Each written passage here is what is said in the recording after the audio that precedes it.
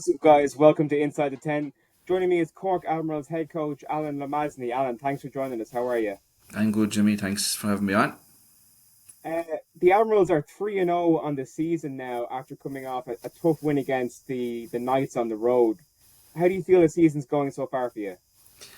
Look, I mean, we set out every year with the plan to get to a Shamrock Bowl. So, we approach every game like we need to go and win each one to get where we're going to. So, we're just back from obviously from that Belfast trip, which is an awkward spin from Cork. Obviously, it's a long way up, but it's a long way back. And then obviously, you're playing some those teams up in Belfast. They're all big guys. The Knights, great bunch of lads. We've a good relationship with them, and we knew what to expect, and we knew we were going to get a very hard game, and they were going to, come out there and hit us hard and everything. So, we're delighted to get the win. We've had a good start so far, and we'll just keep going one game at a time and see how we get on.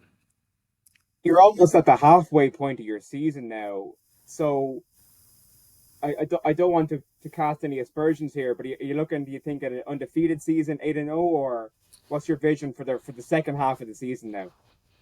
Look, we never kind of predict anything that way. I mean, look, I don't think any team kind of predicts that they're going to go ahead and on any season. I look, we had a great season back in 2019 where we did have an undefeated season, and then we lost the first round of the playoffs. So, Yeah, undefeated season, and look, you can ask the Rebels again last year. It doesn't mean anything unless you win the championship. yeah, So, if you drop a game or two here and there, you still get to the playoffs. It doesn't matter. Do you know what I mean? When we won the Shamrock Bowl in 18, we lost a couple of regular season games, but, we had a good run in the playoffs, and you win a championship. So, we approach it, as I said, one game at a time, and we'll see how we get on. As I said, we've had a great start.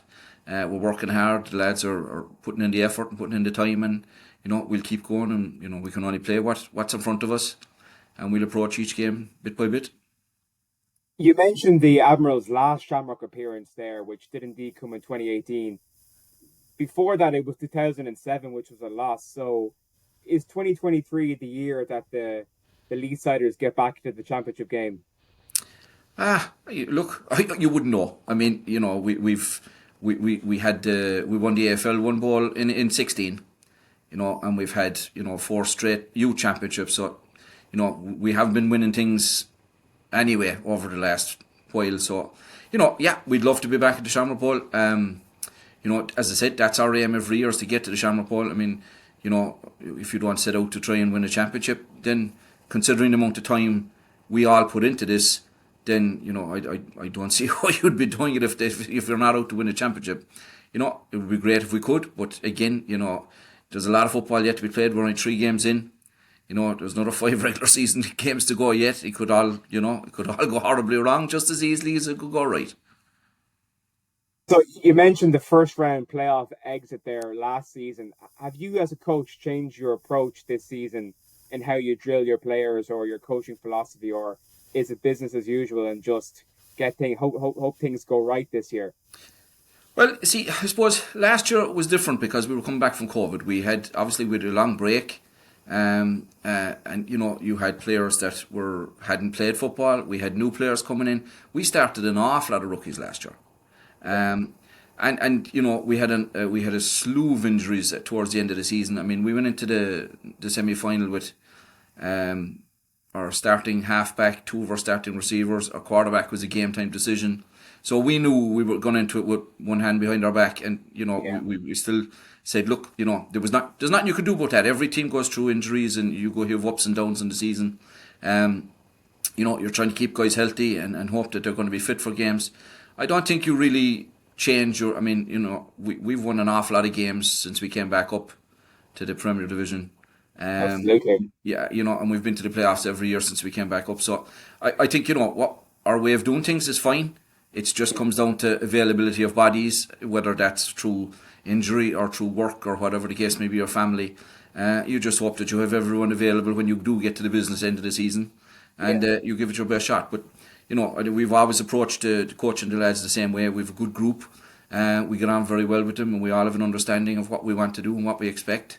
And everyone has bought into that, and I think we've got the talent to do very well, but again, have to be healthy in order for that to happen. Yeah, you definitely need to have as many of your key players available as possible to get over that playoff hump and into the championship game. Yeah, absolutely. I mean, you're going to have the best teams there at the end. And, how healthy are all those teams is a big factor in whether or not. No, I'm not taking away by any stretch of the imagination, not taking away from how good UCD's season was last year. They made a great team, and delighted to see them to get a championship for themselves, after having their own issues at semi-final stages for the years, So, I mean, look, it's great to see it, and it's great to see other teams winning championships because, and again, no disrespect to the Rebels for winning it and the Trojans as well for winning it for so long. But I think it's good for the league and it's good for spectators to see different teams winning it as much as possible. And it is very, very hard to try and do it 2 years in a row and 3 years in a row because, we don't have the same guys sometimes from game to game, not mind from season to season. Yeah. So you're bringing every year you're bringing in new guys, you're losing guys, and you're trying to get fellas to come back and whatever. And it can, to get that gel, those guys to gel and to get them playing football and getting to know each other, that can take time. And it is not an easy thing to do to run a club in our sport in Ireland. No, definitely. Um, you're probably going to kill me now for bringing this up, but we were discussing off air your own playing days back many moons ago, and you mentioned the fact that you were once the starting quarterback for the Admirals. Tell me about that. Listen, that was back in 2002 when the Admirals was formed first. I played for the first few years as quarterback. We were a new team. I mean, if you look at it now, there's no way a brand new team would have been thrown into the top division straight away. Now, which is great because that's a survival of teams. Obviously, teams wouldn't last long if they're put up against the better teams at the moment. Yeah. Back then, unfortunately, there wasn't really an option. And we had the Rebels and we had the Knights, all top teams at the time were just you have to you're learning really. You have to learn quickly and. But the league has come on so far since then. I mean, I Huge. was around back in those days, and it was a shit show. So now it's Yeah. it's much better run, which is Uh, great for the development of the sport. Absolutely, and listen, credit there goes to Aidan and the lads on the Yeah, board and the girls on the board that this has come on immensely. Even in the last couple of years, it has been yeah, fantastic. There's an awful lot of work goes into running the league and to the organisation of games and schedules and everything. And to have now 3 divisions, which I mean is yeah, fantastic for the sport, plus flag, plus the youth program. The European Championships and flag going to be here in Limerick there in a few yeah, months' time. I mean, like, there's nobody would have considered doing things like this back when we were playing. yeah, Um, and the sport is becoming more and more popular. It is great to see more and more people coming in, male and female, coming into our sport. There's only good things ahead as far as I can see, and I think we're starting to get noticed as well around the world for, we've got guys going to colleges and we've got guys, getting opportunities in Europe and things like that. yeah, It's fantastic to see. yeah. Yeah, no, it is great. You mentioned the youth program there. You, in fact, actually double as the head coach of the youth Wolfhounds team. Tell me how Yeah. you got involved in that.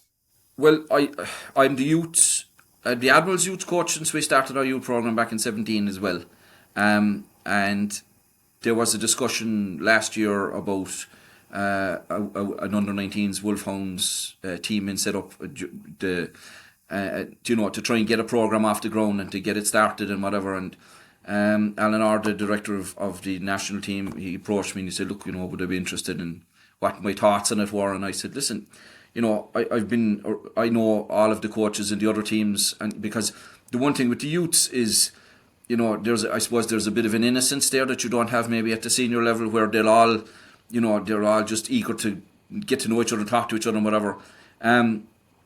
And you get to know the coaches, and it's actually, if anyone wanted to go see the youth football, it's a different experience completely to watching the senior ball because, Yeah, they still play just as hard, but it's maybe not as it was an intense, so to speak, rivalry-wise, and then he just said to me, what did I think of starting up a program? And I said, look, I think there's absolutely huge amounts of talent in the youth league here in Ireland, and our youth players. There's some serious future, senior Wolfhounds and senior squad players there.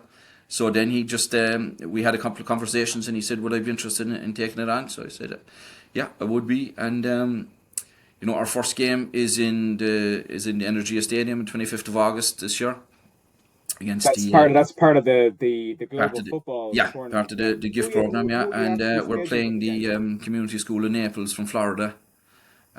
Look, it's going to be. I mean, look, it literally is every football guy's dream. You're playing in a stadium against an American high Yeah, school under lights on a Friday night. What more could you want? Friday night lights. yeah, So yeah. look, listen, it's going to be obviously it's a tough ask to take on an American high school in your first game ever, when a lot of these guys haven't even played 11-a-side football yet. So we've a lot of work to do. We had our first practice a couple of weeks ago, and I was delighted to see how many turned up, and I was delighted to see how eager they were to go after it and get going. So I've no fear that these guys are gonna knuckle down over the next couple of months there, and we're gonna get a lot of work done, and then we'll be able to put out a good product on the field in August, and give it our best. I was just going to ask you how preparations are going, but you've answered that question for me. So I'm glad Yeah, to hear yeah. that No, no. Listen, everything's going smoothly. as I said, I mean, the main difference you'll find with youth football is just the eagerness of these guys. They're like Yeah, sponges. They just want to soak up all the information, all the knowledge, the questions and questions. It's very, I suppose it's very enjoyable from one thing, but it's something. You look at these guys and they just literally just tell me more, tell me more, tell me more, and they'll just do. Say, look, we want to do this, and this. Yeah, no problem, no problem, no problem. It's fantastic, and the future of youth football is bright, and we'll have the Hope Through Football Camp again this year with Rod Woodson. yeah. So that again attracts more guys into the youth program and to youth clubs around the league, and I think it's going to make the youth program in Ireland better at the club level. It's going to make the seniors better at club level and the Wolfhounds, because you're going to have guys that have now played a bit of football at the international level that can progress up the line into the senior Wolfhounds and not have to not be learning the international side of things from scratch. Yes. So I think it's going to be in my opinion, youth football is the way for all clubs to be going. It's great to have that pipeline of young, Absolutely, yeah. eager, talented players coming up the whole time, both at Yeah, club level and at international Woltowns level. yeah. So it's definitely something great that you're building. Yeah, Um, I think we've reached a point in Ireland where we need guys. You need an influx every year of new players, regardless whether that's replacing old guys or whether you want to grow the squad. And the thing is, you just can't get enough just coming in off the street. You need to invest in the youth side of things, and if you put the youth absolutely. program in, I mean, we have got, off the top of my head, there's probably 8 guys starting for us at the senior level that have been through the youth program. And that's probably just after. There's probably more, but you know what I mean. Like these are lads that we wouldn't have had off the street, at an older age, we'll say. Whereas they came in, they played youth football. Most of them, quite a lot of them have won championships with us, and and then they slot into the senior squad. They know quite a lot of football already. They know schemes, they know past concepts and everything. And next thing, you're moving into straight away. It raises the game for everybody else then, because even the seniors are going, well, no, I have to up my game to keep up with the young fellas. And I think every team in Ireland really needs to look at, if they haven't already, into setting up a youth program. And how do you go about recruiting? You say it's not just off the street. What goes into the process of Well, advertising I around suppose youth the football? way we do it in Cork is, we've been lucky that we have a great relationship with the media in Cork, with Red FM, and the news outlets, and we do a lot of promotion on that, a lot of promotion on social media. But the biggest one is word of mouth. Yeah. If we've got a couple of our youth lads, and next thing they're winning a national championship, they're going into school and they're telling their buddies, "Listen, I'm playing American football there, and I'm winning. I've got an Irish championship." There's not many sports in Ireland that you can go in and have an opportunity to win a national championship at that age. If you look at rugby, how many rugby levels you have to go to have any attempt to try and get into a national squad. The same with soccer.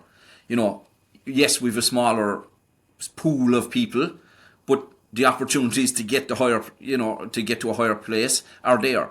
And we get guys coming down going, "Oh, listen, my friend wants to join now because he's seen," and it's still. I mean, the NFL is hugely popular now. Everyone can access it on your phone, your laptop, whatever. Whereas before, like when God help us, when I was older or when I was younger, we had an hour-long highlight there at the weekend. You were either watching Channel 4 or Channel 4, RT2 BBC. did a bit with Miles Dungan there, and guys, there's a trade or there's something happens, straight away you have it on the phone. Yeah.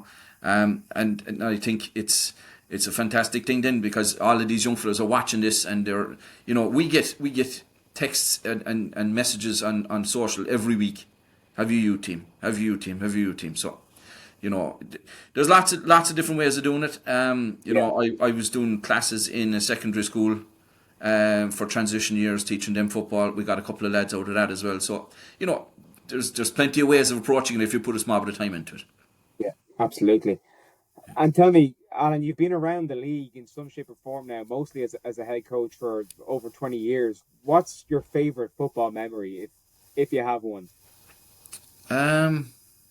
This is the question I ask everyone who comes on now. Yeah, So. yeah. I probably have a few fantastic ones. I suppose going back to my very first stint as head coach, we had we beat the Tala Outlaws 98-0 in Cork. Obviously, look, that's a big one. And No mercy rule back then. We didn't get 100. And I suppose in the kind of the current thing, the Shamrock Bowl in 2018, getting 4 in a row with the youths this past season was fantastic. There's lots of memories. A lot of it is it's not even sometimes about winning the games. It's the guys you meet, the players, the coaches. We've had some fantastic lads and coaches come through the system there over the last few years, and guys that you'll be hoping that not only do you help them grow as a player, that maybe you help them grow as a person, and maybe they learn some things from you, and through what we do that help them become better people as they get older, as parents, and as husbands and wives, and that they look back and maybe think that you might have shown them a few things here and there that might have helped that way. So there's lots of different things that you'd have as memories. But I suppose, look, those maybe that Shamrock Ball and the 98-0 were probably two that stand out in my head. Yeah. I'm gonna have to go back now and see if I can dig out any pictures of you playing quarterback back in the day. For Hopefully not. I'm gonna be on Google now for the night. Admirals. Yeah, look, I think there are some. There are some. I think I've tried to get rid of most of them now. Yeah. Well, listen, Alan, thanks so much for joining me. It's a pleasure talking to you. And no problem, Jimmy. To yourself and the Admirals. Thanks very much, Ryan. Thanks for having me on. The domestic season and indeed the Wolfhounds come August, and all the best. All right, boy. Thanks so much.